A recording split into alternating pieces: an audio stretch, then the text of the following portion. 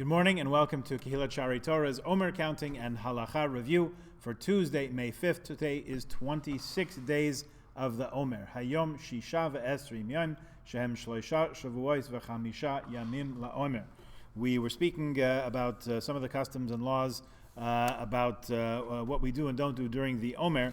So these days we're less happy. We mentioned the plague that claimed the lives of 12,000 pairs of Rabbi Akiva's students in their days.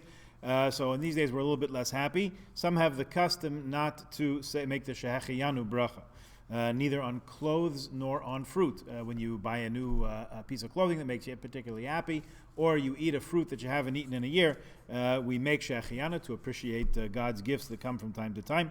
So some people have the custom to avoid making that bracha during this period. Others do make the bracha, but only on fruits. According to both customs, one may buy clothes during the Omer and wear them after the Omer. Some don't follow any of these customs and just continue normally saying shehechiyanu whenever it's appropriate, and that is the accepted custom, that in the name of Haggadat Or HaChaim and Kaf HaChaim. We are also looking at Rabbi Simon Jacobson's spiritual guide to counting the Omer, finding a little bit deeper meaning in what we're doing counting these days. So in your sitter on page 286, 287, actually it's only on 286, on the far left column there's a listing of sfira.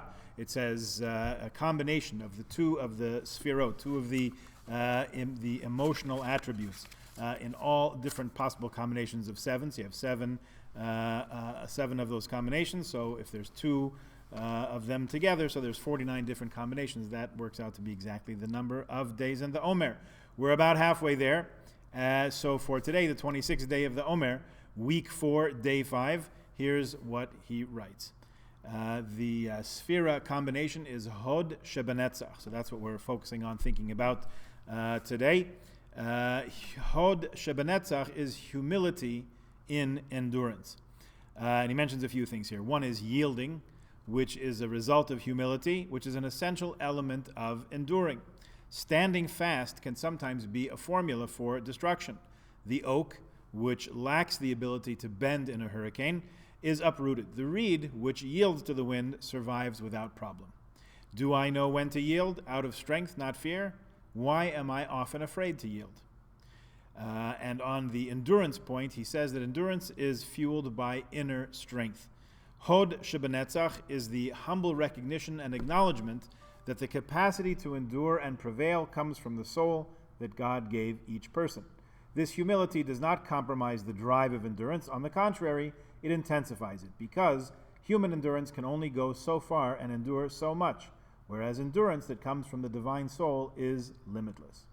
Questions to ask ourselves today: do I attribute my success solely to my own strength and determination? Am I convinced that I am all-powerful due to my level of endurance? Where do I get the strength at times when everything seems to break? And our exercise for the day: when you awake, acknowledge God for giving you a soul with the extraordinary power and versatility to endure despite trying challenges. This will allow you to draw energy and strength for the entire day. Obviously, if you're already up, you can put this one off till tomorrow. No harm done. Have a wonderful day. Look forward to seeing you virtually on the net tomorrow.